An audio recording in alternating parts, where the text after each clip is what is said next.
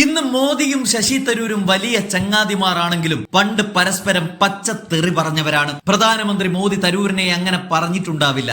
എന്നാൽ തരൂർ മോദിയെ ആക്ഷേപിച്ചതിന് കയ്യും കണക്കുമുണ്ടാകില്ല. ഇപ്പോൾ ഒന്നായതിനു ശേഷം ഈ പഴയ സംഭവങ്ങൾ വല്ലാതെ അലട്ടുന്നുണ്ടാകാം തരൂരിനെ. അതിനിടയിലാണ് ഇതെല്ലാം ഓർമ്മപ്പെടുത്തിക്കൊണ്ട് ഒരു കോടതി കേസ് പുറത്തു ചർച്ചയാകുന്നത്. അതായത് 2018 നവംബറിൽ ശശി തരൂർ പ്രധാനമന്ത്രി നരേന്ദ്രമോദിയെ ശിവലിംഗത്തിലിരിക്കുന്ന തേളിനോടാണ് ഉപമിച്ചത്. പറഞ്ഞതും കേട്ടതും രണ്ടും ഹൈന്ദവരിൽപ്പെട്ടവരാണെങ്കിലും യഥാർത്ഥ ഹൈന്ദവൻ നരേന്ദ്രമോദി എന്നൊരു തോന്നൽ പലർക്കുമുണ്ടല്ലോ. അതുകൊണ്ട് തരൂരിന്റെ പരാമർശം മതവികാരം വ്രണപ്പെടുത്തുകയും പ്രധാനമന്ത്രിയുടെ പ്രതിഷ്ഠയ്ക്ക് കളങ്കം വരുത്തുകയും ചെയ്തുവെന്നും ആരോപിച്ചാണ് BJP നേതാവ് മാനനഷ്ട കേസ് ഫയൽ ചെയ്തത്. എന്നാൽ കേസ് റദ്ദ് ചെയ്യണമെന്ന് തരൂർ ആവശ്യപ്പെട്ടെങ്കിലും ഡൽഹി കോടതി വിസമ്മതിച്ചു. 2023 ഒക്ടോബറിൽ കേസ് റദ്ദാക്കാൻ വിസമ്മതിച്ച ഡൽഹി ഹൈക്കോടതി ഉത്തരവിനെ ചോദ്യം ചെയ്ത് തരൂർ സുപ്രീം കോടതിയെ സമീപിക്കുകയുണ്ടായിരുന്നു. വിചാരണ കോടതിയിലെ തുടർ നടപടികൾ താൽക്കാലികമായി നിർത്തിവെക്കാൻ സുപ്രീം കോടതി ഉത്തരവിട്ടിരുന്നു. ശിവലിംഗത്തിന് മുകളിലിരിക്കുന്ന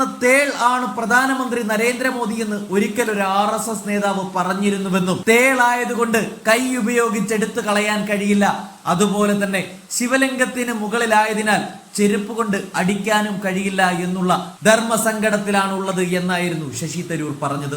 ആ കേസ് പരാമർശിച്ചുകൊണ്ട് സുപ്രീം കോടതി തന്നെ രംഗത്ത് വന്നിരിക്കുകയാണ്. നരേന്ദ്രമോദിക്കെതിരായ ശിവലിംഗത്തിലിരിക്കുന്ന തേൾ പരാമർശത്തിൽ ഫയൽ ചെയ്ത ക്രിമിനൽ മാനനഷ്ട കേസിൽ നിരീക്ഷണവുമായിട്ടാണ് സുപ്രീം കോടതി രംഗത്ത് വന്നത്. കൂടുതൽ പ്രാധാന്യം അർഹിക്കുന്ന കാര്യങ്ങളിൽ സമയം ചെലവഴിക്കേണ്ടതുണ്ട് എന്നാണ് സുപ്രീം കോടതി പറഞ്ഞത്. അപ്പോൾ ഇതിന് പ്രാധാന്യം നൽകുന്നില്ല എന്നാണ് സുപ്രീം കോടതി പറഞ്ഞതിന്റെ ചുരുക്കം. 2018 BJP നേതാവ് രാജീവ് ബബ്ബാർ ഫയൽ ചെയ്ത മാനനഷ്ട കേസ് റദ്ദാക്കണമെന്ന് ആവശ്യപ്പെട്ട് തരൂർ സമർപ്പിച്ച ഹർജിയിലാണ് സുപ്രീം കോടതിയുടെ നിരീക്ഷണം വന്നിരിക്കുന്നത്. ചീഫ് ജസ്റ്റിസ് BR ഗവായിയുടെ നേതൃത്വത്തിലുള്ള ബെഞ്ചാണ് ഹർജി പരിഗണിച്ചത്. ഈ വിഷയത്തിൽ എന്താണ് ഉള്ളതെന്നും കൂടുതൽ പ്രധാനപ്പെട്ട കാര്യങ്ങളുണ്ട്, നിങ്ങൾ വലിയ കാര്യങ്ങളിൽ ശ്രദ്ധ കേന്ദ്രീകരിക്കൂ, അതിനു പകരം എന്തിനാണ് കോടതിയെ ഇങ്ങനെ ബുദ്ധിമുട്ടിക്കുന്നത് എന്നാണ് പരാതിക്കാരന്റെ അഭിഭാഷകനോട് കോടതി പറഞ്ഞിരിക്കുന്നത്. വീണ്ടും കേസിൽ വാദം കേൾക്കൽ അടുത്ത ആഴ്ചയിലേക്ക് മാറ്റുകയും ചെയ്തു. നരേന്ദ്രമോദിയും ശശി തരൂരും ബദ്ധശത്രുക്കളാകുമ്പോൾ പറഞ്ഞ കാര്യങ്ങൾ കോടതി കാര്യമായി എടുത്തുവെങ്കിലും ശശി തരൂരും മോദിയും ഇപ്പോൾ ചങ്ങാതിമാരായി. അതുകൊണ്ട്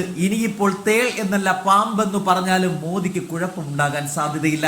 യഥാർത്ഥത്തിൽ മോദിയും തരൂരും ഒന്നായതോടെ ഇവരെ വിശ്വസിച്ച് കേസ് കൊടുത്ത പരാതിക്കാരൻ രാജീവ് ബബ്ബാർ ശശിയായി എന്നതാണ് വാസ്തവം. വേറെ പ്രധാനപ്പെട്ടതൊന്നും ഇല്ലേ പറയാനെന്ന് സുപ്രീം കോടതി ചോദിച്ചത് തന്നെ തരൂരും മോദിയും ഇന്ന് എത്തി നിൽക്കുന്ന സൗഹൃദം കണ്ടുകൊണ്ട് തന്നെയായിരിക്കും.